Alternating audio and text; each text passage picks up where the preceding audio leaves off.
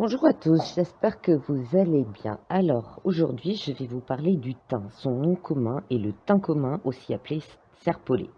Les noms botaniques sont Thymus vulgaris, Thymus zigis, Thymus serpyllum.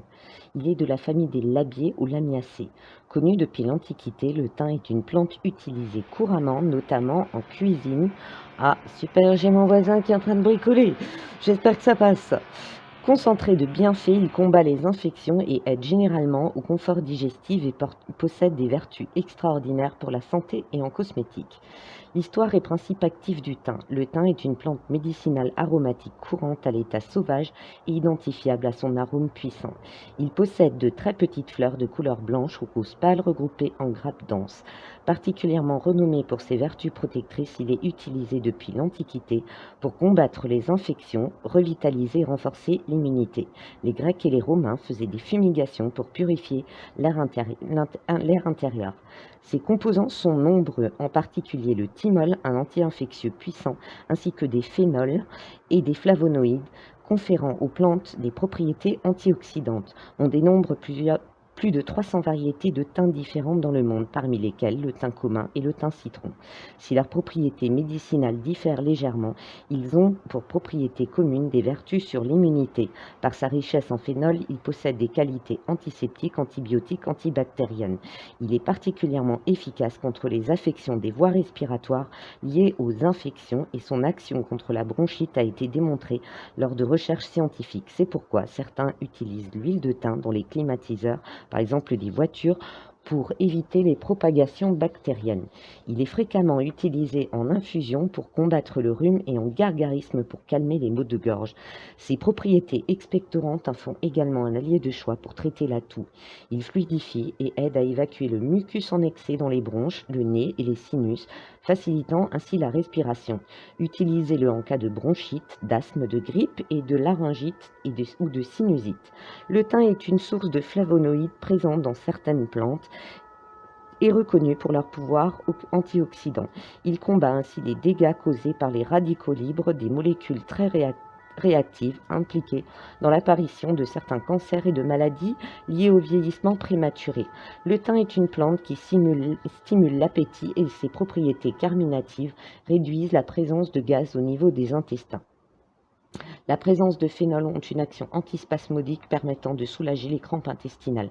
Ainsi, la tisane de thym sera utile en cas de digestion difficile, de ballonnement et d'aérophagie. Ses vertus antiseptiques et antiparasitaires permettent par ailleurs de lutter contre les troubles digestifs tels que la diarrhée ou les vers intestinaux. Il est enfin un allié utile en cas d'intoxication alimentaire légère.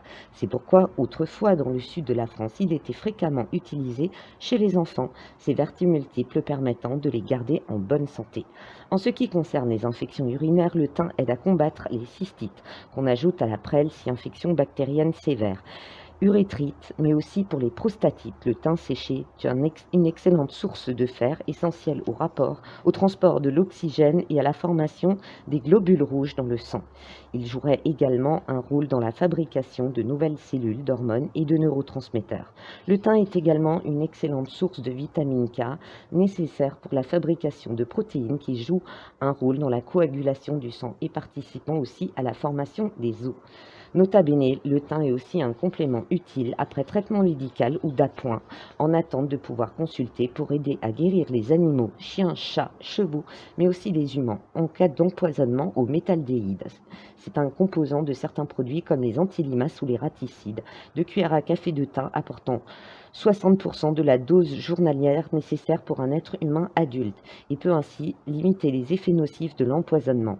Il est aussi source de manganèse, agissant comme cofacteur de plusieurs enzymes qui facilitent une douzaine de différents processus métaboliques et de calcium qui contribuent à la bonne formation des os, des dents et au maintien de leur santé. Le calcium a aussi un rôle essentiel dans la contraction des muscles, dont le cœur. Quant au thym frais, il est une source de vitamine C qui protège contre les infections, favorise l'absorption du fer contenu dans les végétaux et accélère la cicatrisation. Je me retiens de rire parce que j'ai un oiseau qui n'arrête pas de m'appeler. D'un point de vue cosmétique, l'infusion de thym peut être utilisée par voie externe pour combattre les infections de peau, soigner les petites plaies et calmer les boutons et rougeurs à appliquer en compresse imbibée d'infusion. Son efficacité est aussi reconnue pour le traitement des mycoses, de l'herpès et du zona.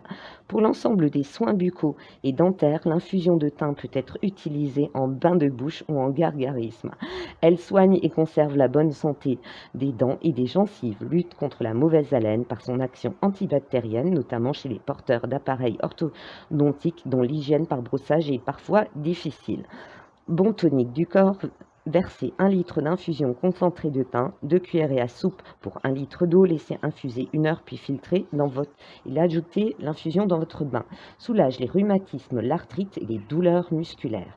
Il soulage le pied d'athlète et les ongles incarnés. Trempez les pieds dans une bassine remplie d'infusion, puis massez vos pieds d'huile faite avec de l'huile d'olive d'une quantité approximative de 60 ml à laquelle vous ajoutez 10 gouttes d'huile essentielle de thym et 10 gouttes d'huile essentielle de titri. Application matin et soir. Portez des chaussettes en coton pour éviter des chaussures qui vous font transpirer excessivement.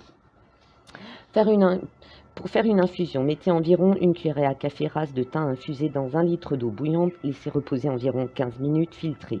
Ajoutez le jus d'un citron bio et 1 cuillère à café de miel en cas d'angine ou de bronchite.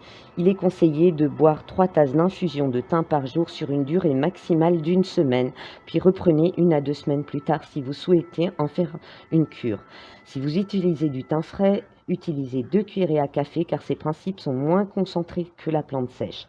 L'huile essentielle, prendre matin et soir 1 goutte d'huile essentielle de thym sur un sucre, croquez le sucre et buvez de suite une tisane de votre choix.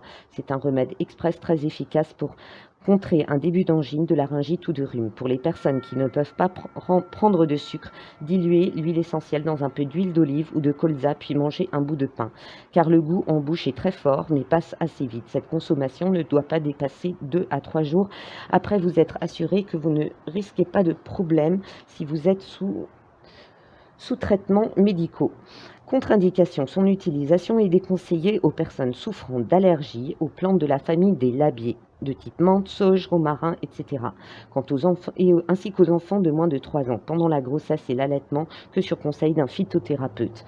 La consommation d'huile essentielle doit être limitée et elle est déconseillée en interne pour les personnes souffrant de problèmes tels qu'ulcères et hypersensibilité intestinale.